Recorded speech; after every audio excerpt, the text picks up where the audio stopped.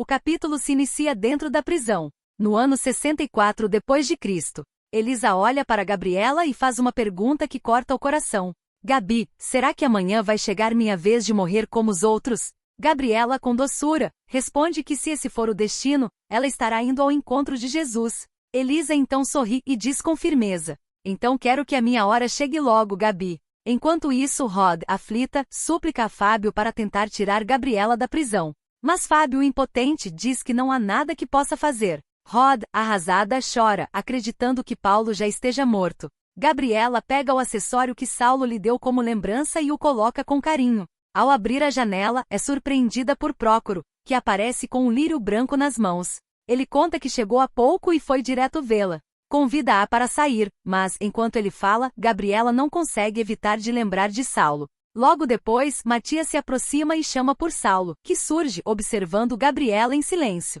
Em meu nome agora é Paulo, declara ele. Ao ouvir aquela voz, Gabriela se vira e fica paralisada. Matias se apressa em alertá-lo. O sumo sacerdote não vai gostar de vê-lo por aqui. Paulo então responde com calma. Como pode ver, não estou fazendo nada de errado. E espero que pelo menos por isso tenham o meu respeito. Prócoro diz a Gabriela que precisa avisar os apóstolos e se retira. Enquanto isso, Matias se afasta e Gabriela se aproxima de Saulo. Mais tarde, Matias relata toda a cena para Caifás. Enfurecido, Caifás o chama de incompetente e manda que ele siga Saulo por onde for, colocando em prática o que haviam combinado caso ele voltasse. Durante o reencontro, Paulo comenta que ficou feliz ao ver que Gabriela ainda guarda o presente que lhe deu. Ela confessa que nunca mais tirou desde a última vez que se viram. Paulo menciona que soube por Gamaliel que ela estava com Prócoro.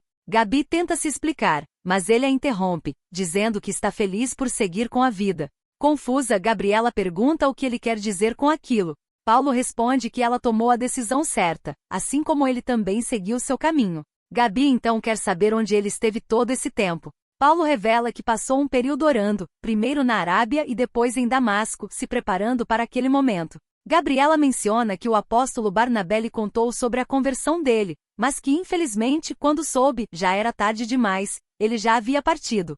Ela então pede perdão por não ter acreditado nele. Paulo diz que está tudo bem, que tudo o que aconteceu com ele depois disso foi importante, e até necessário.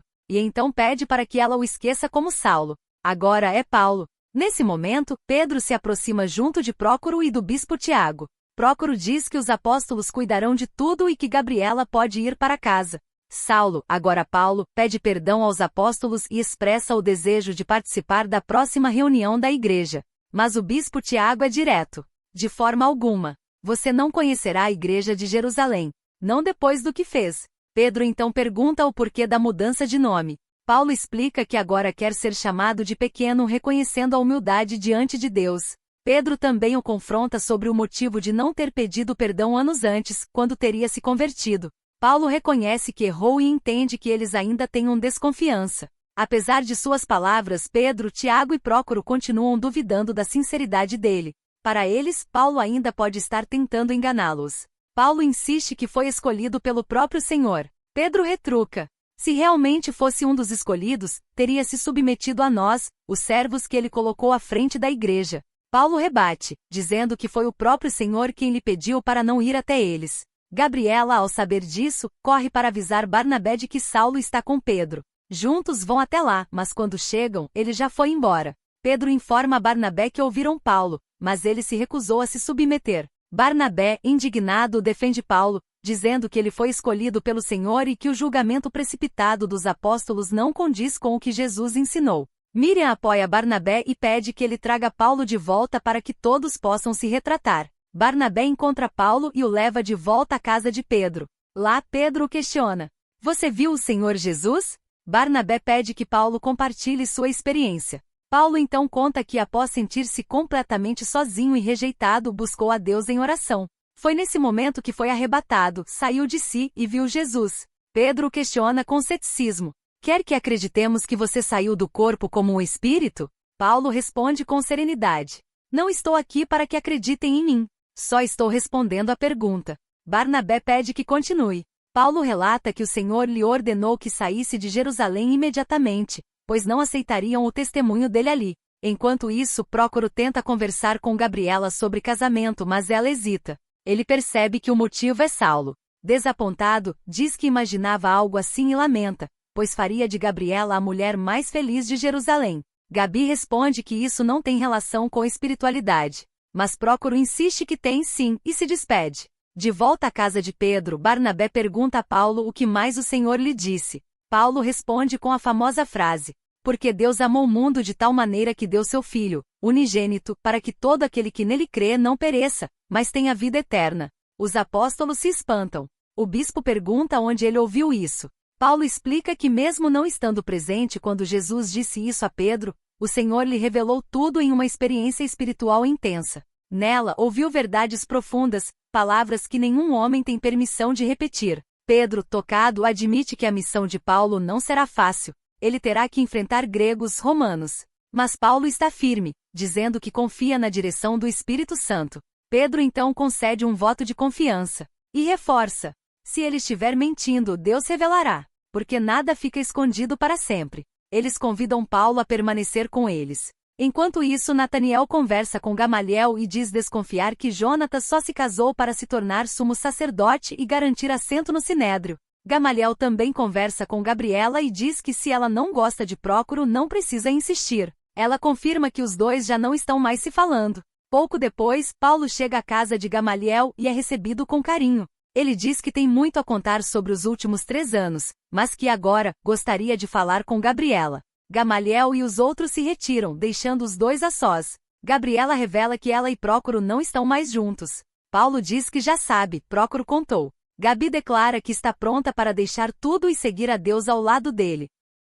Mas Paulo afirma que não pretende se casar. Gabriela se entristece, e ele tenta explicar que sua missão o levará para longe, sem lar fixo. Ele precisa viajar pelo mundo para anunciar o Evangelho aos gentios. Essa é a tarefa confiada por Jesus. Gabi diz que compreende, mas não entende porque ele não a leva junto, pois poderia ajudá-lo. Paulo diz que não é tão simples assim. Ele sofrerá por causa da missão, e ela já faz parte dessa dor. Ele não suportaria vê-la sendo maltratada como foi a família de Ananias. Pede para ela se casar com Prócoro e não ficar sozinha. Gabriela, revoltada, pergunta quem ele pensa que é para decidir o destino dela, e o expulsa de seu quarto. Antes de sair, Paulo diz: você me disse que faria tudo por Jesus. Então me esquece, por ele. Com lágrimas nos olhos, Gabriela o vê partir. Enquanto isso, Jonatas sai com sua esposa à frente de uma multidão e declara que ela é a mulher mais linda de Jerusalém. Diz também que Deus tem sido fiel com os verdadeiros servos e severo com os desobedientes. Gamaliel e Paulo observam a cena. Caifás alerta Jonatas de que aquela região já não é mais segura, pois muitos estão enlouquecendo. Paulo se despede de Gamaliel e parte. Por fim, Caifás diz a Jonatas que o retorno de Saulo só reforça a urgência de acabar com os nazarenos. Jonatas, decidido, diz: quero participar disso. Caifás, frio, responde: não precisa sujar as mãos. Sempre há alguém que faz isso por nós. Chegamos ao final de mais um vídeo aqui no canal. Muito obrigada por acompanhar os nossos resumos e ficar por dentro de tudo que rola nas novelas. Se você gostou, não esqueça de deixar o like, se inscrever no canal e ativar o sininho para não perder nenhuma novidade. Nos vemos no próximo resumo. Até lá!